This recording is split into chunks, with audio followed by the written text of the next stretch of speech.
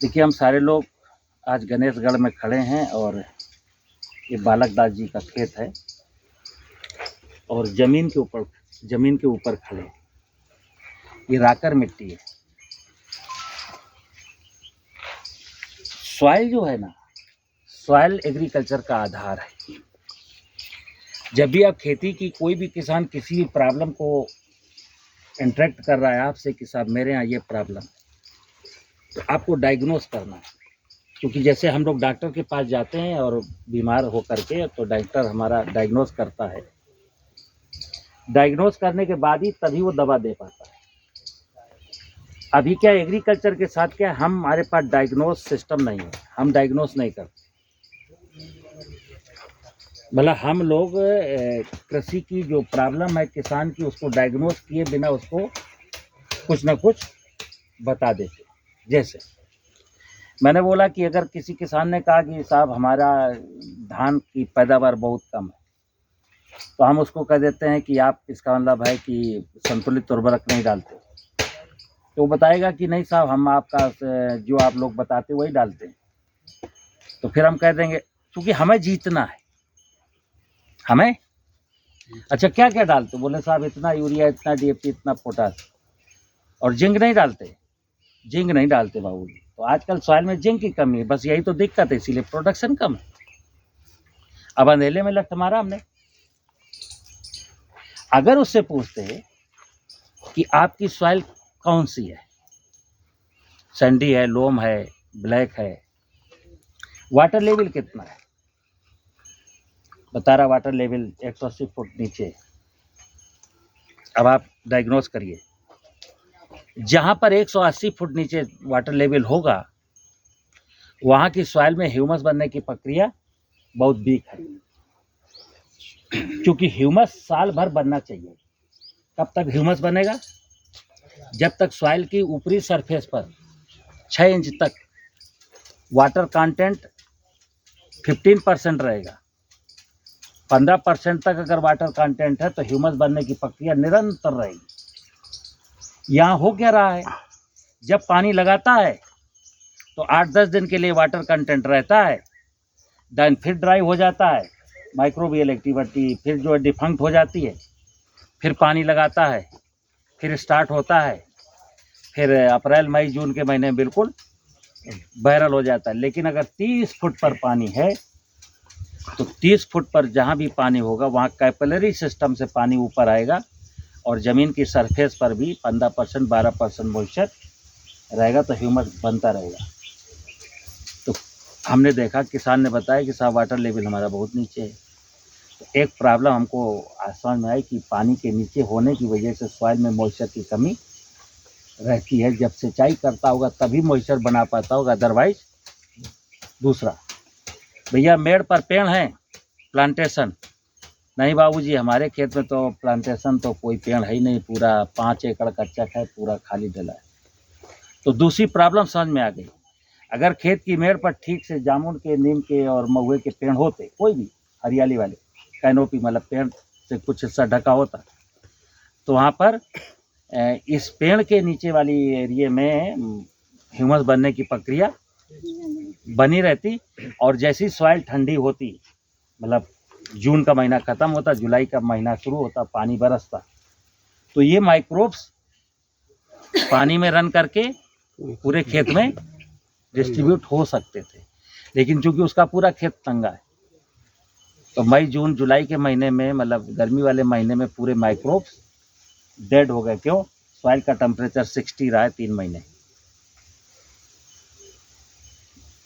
अब पेड़ जब नहीं है, पानी नहीं है, तो अगला जो मैंने कहा जीव, जैव विविधता, मतलब तितली है, मधुमक्खी है, चिड़िया, इनका तो मतलब नहीं, पूछना नहीं है, इसका पूछना ही नहीं है। क्योंकि जहाँ वाटर लेवल बहुत नीचे है, प्लांटेशन नहीं है, वहाँ चिड़ियों के, तितली के, मधुमक्खी के होने का कोई ये सिचुएशन गेहूं के साथ, धान के साथ, सब्जी के साथ। अब इंसेक्ट लगता है उसका, कोई टमाटर बोया, मिर्च बोया, इंसेक्ट लगा है, तो अब हमें डायग्नोस हमने किए ही नहीं। बोले बाबूजी हमारे खेत में जो कीड़ा लगा है, तो हम क्या कहते हैं, एक काम करो कि जरा वो 2 लीटर मोनोक्रोटोफास ले लो और स्प्रे कर दो। अंधेले में लठ मारा ना, लाएगा डालेगा, कीड़ा नहीं मरेगा। मान लो मर गया, एक किसान हमसे पूछ के गया है, उसको मैंने इंसेक्टिसाइड डलवा दिया, उसको मर गया। सेम क्रॉप पड़ोसी के खेत में लगी थी, वहाँ कीड़ा है, ये कीड़ा यहाँ से मरा, वहाँ का कीड़ा आ गया। तो ये कहानी चलती है ना।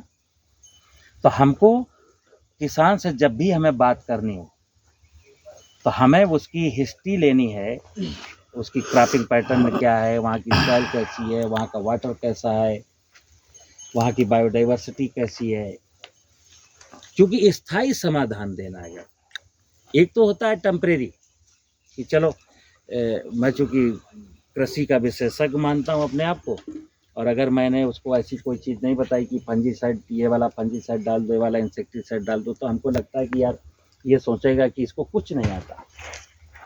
तो हमको कुछ आता है, इसलिए हम कुछ ना कुछ उसको कुछ ना कुछ बता देते हैं।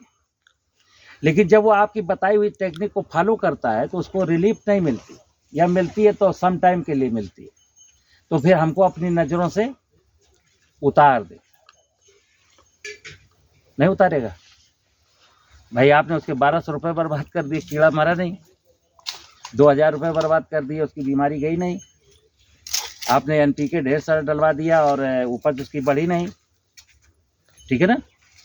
तो हमें खेती की प्रॉब्लम को डायग्नोस करना आना चाहिए, और जब डायग्नोस करने की बात आती है तो पहला होता है सॉइल। सॉइल में फर्टिलिटी कितनी है, जैसे कल मैंने बताया, अभी टेक्निकली क्या है जो हम लोगों को पढ़ाया गया है, पौधे को 16 पोषक तत्वों की ज़रूरत है, नाइट्रोजन की, फास्फेट की, पोटास की, कैल्शियम की, मैग्नीशियम की, सल्फर की, जिंक की, आयरन की, बोरोन की, मोलिब्डेनम की, मैग्नीज की, मैग्नीशियम की। हमने चूंकि ये वाला विज्ञान पढ़ लिया ना, तो अब हम सोचते हैं कि बोरोन की कमी है कि जिंक की कमी है, ऐसा कुछ।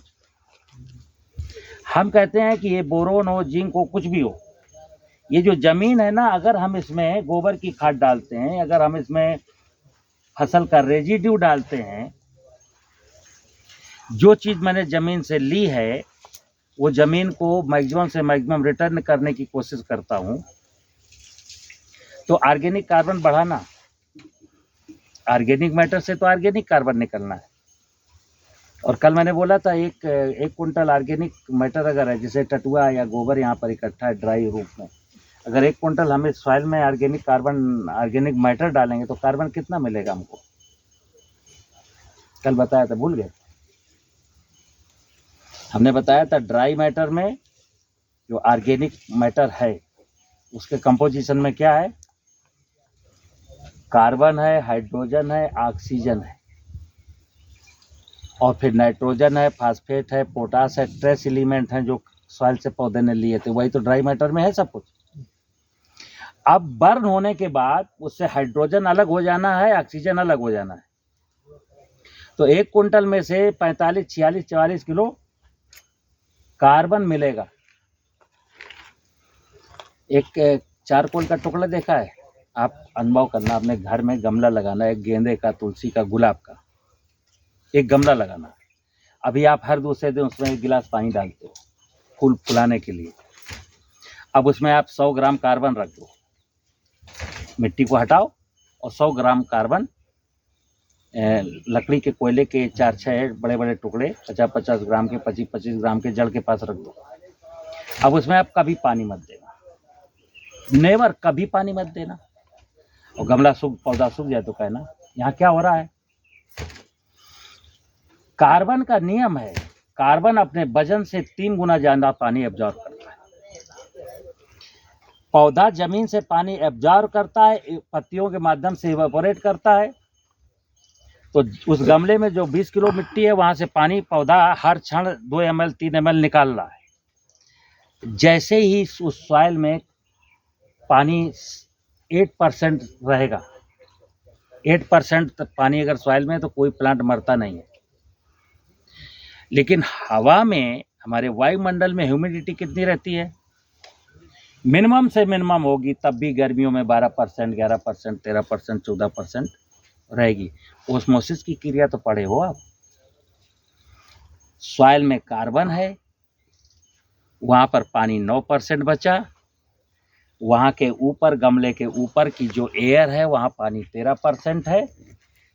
ये पानी ऑस्मोसिस के सिस्टम से कार्बन एब्जॉर्ब कर लेगा। तो यानी कि वो चारकोल में हमेशा जितना ह्यूमिडिटी यहाँ पर है तो 12-14% वहाँ पर पानी, तो आपको पानी नहीं डालना। सेम यही चीज़ यहाँ पर है। जैसे अभी ये राकर मिट्टी के किसान हैं तो यहाँ पर ये 6 या 7 पानी लगाते हैं। अभी मैं आपको एक खेत यहीं दिखाऊंगा चल करके जो 4 पानी में गेहूँ पैदा कर लेते, बिल्कुल यहीं 10 कदम पर। ये किसान 6 पानी लगाए, वो किसान 4 पानी लगाएगा। क्यों? वहाँ कार्बन है। कार्बन की वैल्यू जैसे जैसे बढ़ती जाएगी सॉइल में, वैसे वैसे क्रॉप की वाटर की डिमांड कम होती जाएगी। क्यों? बहुत सारा वाटर तो वो एटमॉस्फेयर का सॉइल लेती रहेगी। जंगल में यही तो चक्र चल रहा है। बड़े बड़े खड़े खड़े जंगल हैं। पन्ना का कौन था? वो स्टूडेंट पन्ना का भी तो था रहने वाला यहाँ पर। चलिए, तो बड़े बड़े पहाड़ हैं, ऐसे ऐसे ऊपर सारी वनस्पतियाँ खड़ी हैं, कोई भी वनस्पति नहीं सूख रही है। क्यों नहीं सूख रही है? क्योंकि वहाँ कार्बन कंटेंट रिच है। तो वायुमंडल की नमी वहाँ निरंतर प्रेसिपिटेट होती रहती है। ठीक है ना? तो अब आप देखिएगा, इधर नज़र डालिएगा। बायोडाइवर्सिटी, ये बालकदास जी का एक छोटी सी बगिया है, बांस है, नींबू है और बहुत सारे पेड़ हैं। और यहाँ आपको नहीं, कैमरे में नहीं आएगी, बट यहाँ तितलियाँ भी हैं और यहाँ कई पेड़ों में मधुमक्खी के छत्ते भी हैं। अब आइए इधर जरा देखिए।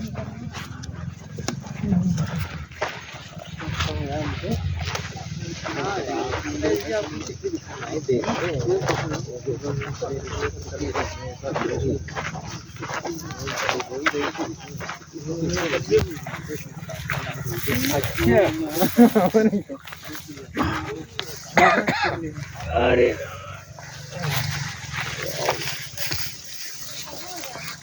देखो, ये जो ग्रास है ना, पशु का चारा, कई साल पुराना लग रहा था ये। अब सुन तो लो इसकी कहानी। इस किसान से बुला के पूछ लेना बालकदास जी से, क्या इसमें यूरिया डालते हैं? नहीं डालते। जबकि फाडर क्रॉप में हर किसान एक कटिंग करेगा फिर यूरिया डालेगा। बरसीम भी काटता है ना, तो बरसीम की हार्वेस्टिंग करने के बाद क्या करता है? यूरिया, ताकि फिर तेजी के साथ ग्रो करे। यहाँ ये किसान पिछले कई सालों से यूरिया का प्रयोग नहीं। क्यों? क्योंकि इसकी सॉइल में कार्बन, देखिए ये कितने बड़े बड़े ठूंठ हैं। ये देर सवेरे क्या ठूंठ करेंगे? यही कार्बनिक पदार्थ को बढ़ाएंगे, और कार्बन से तो न्यूट्रिशन मिलना है। जैसे मैंने अभी पानी के बारे में बोला, जहाँ कार्बन होगा वहाँ पानी होगा, जहाँ कार्बन होगा वहाँ न्यूट्रिशन होगा। तो कार्बन का रोल इतना ज़बरदस्त है हमारे जीवन में, खेती के जीवन में। अगर हमारे खेतों में कार्बन रिच है तो पानी की कमी को भी सॉल्व करता है और न्यूट्रिशन की यानी फर्टिलाइजर की कमी को भी सॉल्व करता है। तो हमने बोला कि हमें निरंतर किसान को जब भी कोई स्थायी समाधान देना हो तो एक ही चीज़ बतानी है, भाई कार्बन की मात्रा को बढ़ाओ। लेकिन आगे सुनिए, अगर किसान को आपने कार्बन की बढ़ाने की कोई विधि बता दी और उसके खेत में 1%, 1.5%, 2% स्लोप है और खेत की मेड़ नहीं है, तो उसने आपके कथनानुसार जो है 10 ट्राली गोबर की खाद खेत में डाली, लाइट वेटेड है, गर्मियों में सूख गई, मेड़ नहीं है, स्लोप है। 1 जुलाई को अचानक जो है 60 मिलीमीटर पानी बरसा। क्या हुआ? हरि मोहन ने डाली थी 10 ट्राली अपने खेत में खाद। आपने पूरी विधि नहीं बताई कि कब डालना, कैसे खेत में मिलाना, कितना स्लोप है, कुछ नहीं, बोले खाद डाला करो। उसने खाद डाल दिया आपके कहने पर, और 1 जुलाई को 60 मिलीमीटर पानी हो गई। तो हरि मोहन ने डाली थी 10 ट्राली खाद, और श्याम मोहन के खेत में समझ गए ना। तो किसान को जब भी मैं कोई चीज़ बोलूँगा उसको एप्रोप्रिएट पूरा सब्जेक्ट बताऊंगा, हल्के में नहीं कि बस बोल दिया डालो। डाला तो है, लेकिन वो रुका है वहाँ की नहीं रुका है, तो उसको कैसे रोक के रखा जाए ये भी हमारी जिम्मेदारी है। अभी आम की बात बता रहा था, देखो आम में बंजर लगा, देखो हर पेड़ में बंजर लगा। और क्यों लगा बंजर, इधर आ जाओ, पानी बराबर मिल जाए। ये इसने जितने भी आम के पेड़ लगाए हैं, देखिए आप, इसी से सिंचाई करता है। ये पाइप यहीं खोलेगा और इसी नाली में पानी बह करके ये जाता है। अब इसको अगर हम कहें कि इसको सिकेटियर से काट दो, इसमें जो है बरगंडी का पेस्ट लगा दो, तो बंजा ठीक हो जाएगा, नेवर, कभी नहीं ठीक होगा। जब तक ये पानी इस नाली से जाएगा, ये आम का पेड़ कभी नहीं फलने वाला। तो क्या करना है कि आम के बगीचे को लगा ऐसे स्थान पर कभी नहीं लगाना चाहिए जहाँ रेगुलर पानी सिंचाई चलता हो। आम के पेड़ को पानी रेयर चाहिए, रेगुलर नहीं। वैसे भी आप लोगों ने पढ़ा है, कोई भी प्लांट, पैडी को छोड़ दो, कोई भी क्रॉप नमी चाहती है, पानी नहीं चाहती है। कोई भी क्रॉप, गेहूं हो, चना हो, मटर हो, मसूर हो, गन्ना हो, आलू हो, कुछ भी हो, आम हो, पपीता हो, क्या चाहता है? मॉइस्चर। सॉइल में 10 से 12% मॉइस्चर हो बस। और अभी हम पानी जब फ्लड इरिगेशन करते तो क्या करते हैं, 100% उसको पानी में डुबो देते हैं। तो आपको देखा होगा कि जैसे ही पानी गेहूं में भरता है तो कम से कम 4-5 दिन के लिए ब्रेक डाउन लग जाता है उसकी ग्रोथ पर, पड़ जाता है। ठीक है ना, कोई भी क्रॉप हो, क्योंकि हर क्रॉप को सॉइल से, मैंने बोला कि जब वो फोटोसिंथेसिस करता है तो जो कार्बन, हाइड्रोजन, ऑक्सीजन की अवेलेबिलिटी कहाँ से हो रही है? वो केवल एटमॉस्फेयर से नहीं हो रही है, वो सॉइल की एटमॉस्फेयर से भी हो रही है। तो उस समय तो आपने पानी भर दिया तो सॉइल में फिर वो कार्बन और ऑक्सीजन और हाइड्रोजन का जो तार, इसलिए वायु संचार खेत में जरूरी है। ठीक है ना। कुल मिलाकर के जो प्राकृतिक खेती का सिद्धांत है, प्राकृतिक खेती के सिद्धांत में, जैसे इस गांव में मैंने बताया, इस गांव में हर आदमी के पास 2, 3, 4, 5, 6, 10 पशु, तो गोबर की खाद सफिशिएंट है। इसीलिए लोग जो है ना खरीफ में मूंगफली में कोई भी फर्टिलाइजर नहीं देते, और 6 कुंटल प्रति एकड़ मूंगफली यहाँ एवरेज है। सर 2002 में जब हम आए थे तो यहाँ की वो एवरेज यील्ड जो है 3.5 पौने 4 कुंटल प्रति हेक्टेयर थी। बीघा कितना है सर यहाँ हेक्टेयर में? एक हेक्टेयर में नहीं, 2.5 5 और 6.25 बीघा का हेक्टेयर है। ठीक है ना। बंद कर लो सर। क्यों सर, ये गोबर जो है किसान खुले पे ढेरी लगा देता है।